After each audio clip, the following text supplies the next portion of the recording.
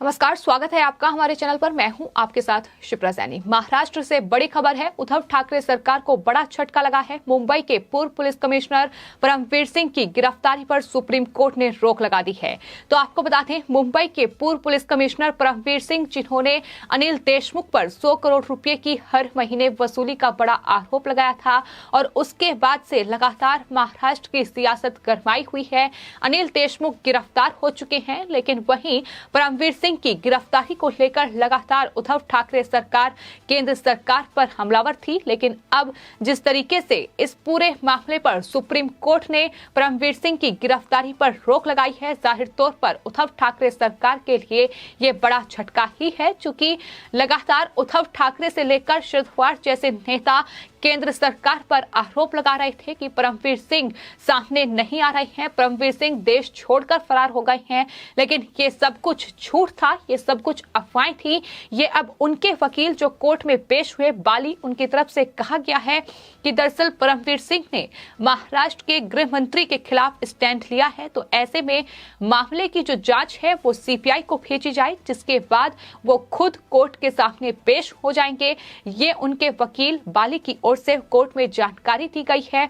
लेकिन आपको बता दें, सुप्रीम कोर्ट में जिस याचिका पर सुनवाई हुई, उसमें दरअसल मुंबई के पूर्व पुलिस कमिश्नर परमवीर सिंह को गिरफ्तारी से सुरक्षा देने की मांग की गई थी और इस याचिका पर सुनवाई करते हुए अब कोर्ट ने उन्हें सुरक्षा दी है और ये कहा है कि जब तक इस पूरे मामले में जांच होगी, तब तक परमवीर सिंह को गिरफ्तार नहीं किया जा सकता है। फिलहाल जो उद्धव ठाकरे सरकार ये सोच रही थी कि अनिल देशमुख, जो कि महाराष्ट्र के पूर्व गृह मंत्री हैं, जिन पर परमवीर सिंह ने ये वसूली के बड़े आरोप लगाए हैं, उनकी गिरफ्तारी इस पूरे मामले में हो चुकी है। ईडी ने उन्हें गिरफ्तार किया था और उसके बाद से सियासत लगातार जारी है। परमवीर सिंह को क्यों गिरफ्तार नहीं किया जा रहा है, परमवीर सिंह पर क्यों जांच नहीं बैठाई जा रही है, ये तमाम मांगे जो हैं वो शिवसेना और एनसीपी के नेता कर रहे थे। महाविकास अघाड़ी सरकार लगातार केंद्र सरकार पर हमलावर थी, लेकिन अब कोर्ट ने ये साफ तौर पर कहा है कि परमवीर सिंह को गिरफ्तारी से संरक्षण देते हुए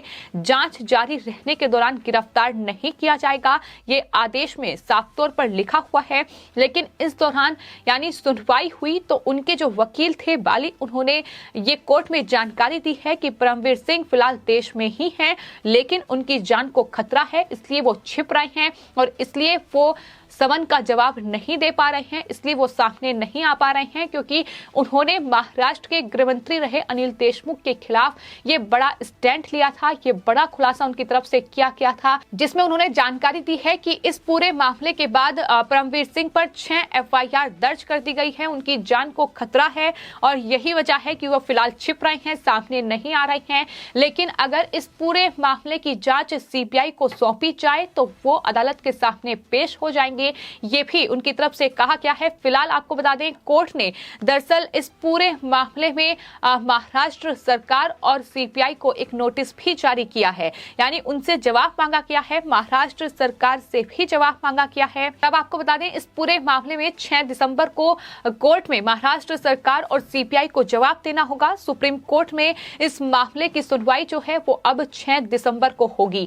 लेकिन सुप्रीम कोर्ट के इस फैसले के साथ ही ये भी तय हो गया है कि अब परमवीर सिंह अगर सामने आएंगे, अगर अनिल देशमुख को लेकर और भी कई बड़े खुलासे वो कर सकते हैं, क्योंकि उद्धव ठाकरे सरकार जिस तरीके की सियासत करने की कोशिश कर रही थी कि दरअसल केंद्र सरकार ने उन्हें भगा दिया है। केंद्र सरकार नहीं चाहती कि परमवीर सिंह की जांच हो। ये तमाम मनगढ़ंत आरोप थे जो उद्धव ठाकरे सरकार के तमाम नेताओं, यहाँ तक कि नवाब मलिक से लेकर शरद पवार और उद्धव ठाकरे की ओर से लगाए गए थे कि अनिल देशमुख सामने आ गए हैं। उन्होंने ईडी के दफ्तर वो पहुंचे, उन्होंने दरअसल गिरफ्तारी भी उनकी हो गई है। लेकिन जिन्होंने आरोप लगाए यानी परमवीर सिंह, वो फिलहाल फरार चल रहे हैं। लेकिन परमवीर सिंह को खोजने में महाराष्ट्र पुलिस भी नाकामयाब साबित हुई और अब खुद परमवीर सिंह के वकील बाली की ओर से जो सुप्रीम कोर्ट में याचिका दायर की गई, जिसमें उनकी गिरफ्तारी से सुरक्षा मांगी गई थी, और अब सुप्रीम कोर्ट ने उनकी गिरफ्तारी पर रोक लगा दी है।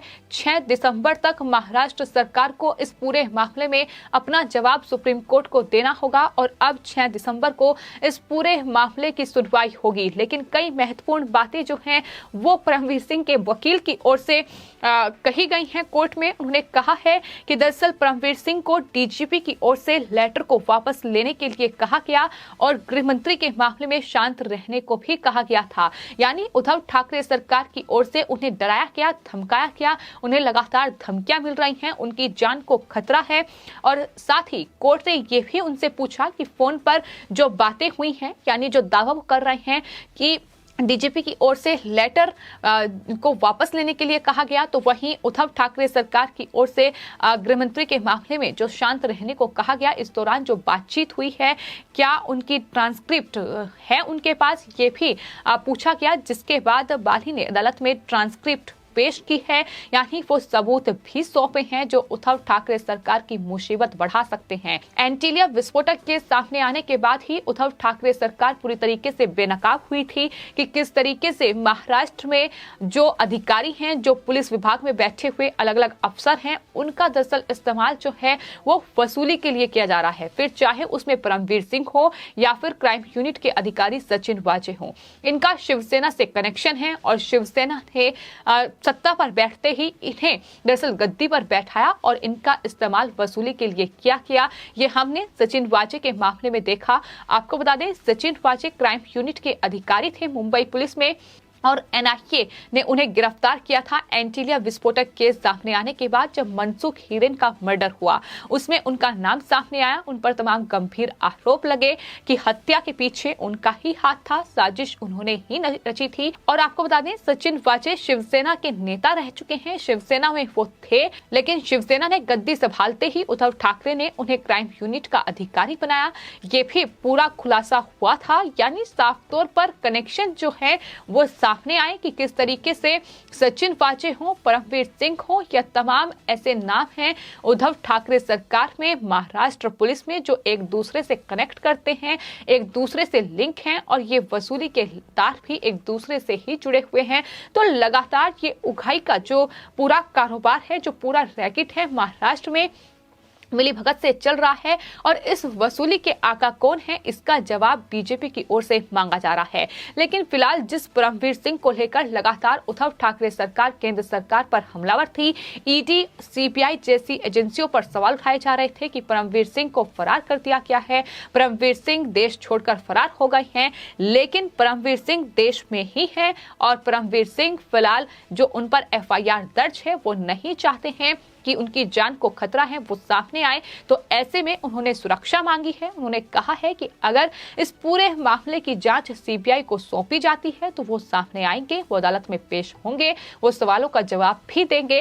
लेकिन फिलहाल उन्होंने सुरक्षा की मांग की थी और अब उन्हें कोर्ट से बड़ी राहत मिली है। सुप्रीम कोर्ट ने अब परमवीर सिंह की गिरफ्तारी पर रोक लगा दी है। तो फिलहाल उद्धव ठाकरे सरकार के लिए इससे बड़ा झटका कुछ भी नहीं हो सकता है, क्योंकि एक तरफ उनके जो मंत्री रहे हैं अनिल देशमुख, जो कि एनसीपी के नेता हैं, वो 100 करोड़ की इस महीना वसूली के मामले में अब गिरफ्तार हो चुके हैं। और कोशिश ईडी की ये है कि दरअसल आने वाले वक्त में भी जो उन्हें दरअसल ईडी के हिरासत में वो हैं, तो उन्हें आने वाले वक्त में सचिन वाजे और परमवीर सिंह जैसे अधिकारियों के सामने बैठाकर उनसे पूछताछ की जाए, ताकि और बड़े खुलासे इस पूरे मामले में हो सकें कि आखिर ये वसूली का पूरा खेल किसके इशारे पर चल रहा था। क्या ये शरद पवार के इशारे पर चल रहा था या फिर मुख्यमंत्री उद्धव ठाकरे इसमें शामिल थे। ये तमाम बड़े सवाल हैं जो फिलहाल बने हुए हैं, क्योंकि अनिल देशमुख ने भी कोई सटीक जवाब नहीं दिया है। अनिल देशमुख ने कोई बड़े खुलासे अभी तक नहीं किए हैं,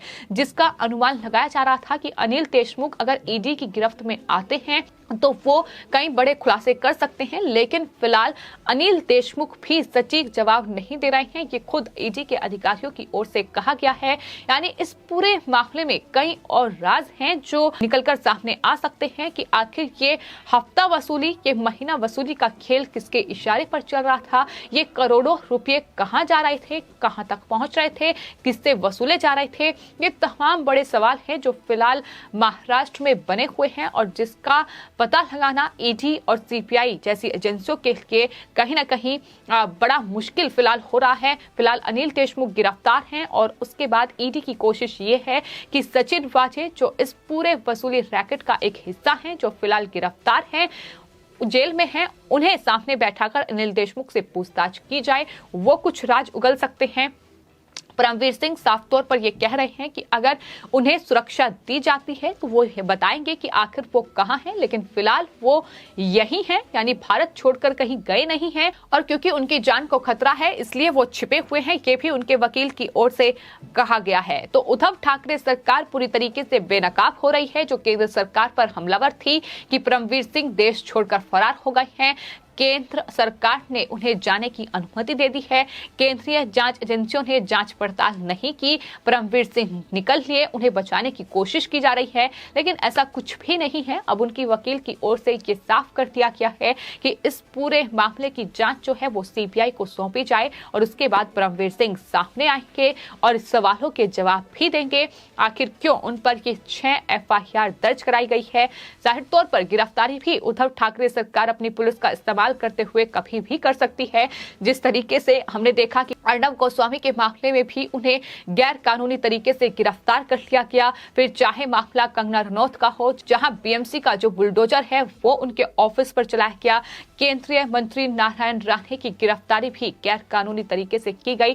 तो तमाम मामले महाराष्ट्र में ऐसे हैं जहां महाराष्ट्र पुलिस का गलत तरीके से इस्तेमाल करते हुए गलत गिरफ्तारियां महाराष्ट्र में हुई हैं और यही वजह है कि परमवीर सिंह फिलहाल सुरक्षा मांग रहे हैं और अब सुप्रीम कोर्ट ने उन्हें बड़ी राहत दी है, गिरफ्तारी पर रोक लगा दी है और साफ तौर पर यह कहा है कि जब तक परमवीर सिंह पर जांच चलेगी तब तक उनकी गिरफ्तारी नहीं हो सकती है। अब इस पूरे मामले में 6 दिसंबर को सुनवाई होगी और देखना होगा कि सुप्रीम कोर्ट की जस्टिस संजय किशन कौल और जस्टिस MM सुंदरेव की ये पीठ क्या फैसला इस पूरे मामले पर सुनाएगी। लेकिन बड़ी राहत परमवीर सिंह को दी है, लेकिन वहीं उद्धव ठाकरे सरकार के लिए ये बड़ा झटका है। जो उम्मीद लगा रहे थे कि गिरफ्तारी का बदला वो लेंगे, क्योंकि नवाब मलिक की ओर से कहा गया था कि अनिल देशमुख की गिरफ्तारी हुई है लेकिन एक घंटे का बदला वो लेकर रहेंगे, लेकिन फिलहाल सुप्रीम कोर्ट ने कहीं ना कहीं महाविकास अघाड़ी सरकार के मुंह पर एक करारा तमाचा लगाया है। इस फैसले के साथ ही इतना तय है कि आने वाले वक्त में उद्धव ठाकरे सरकार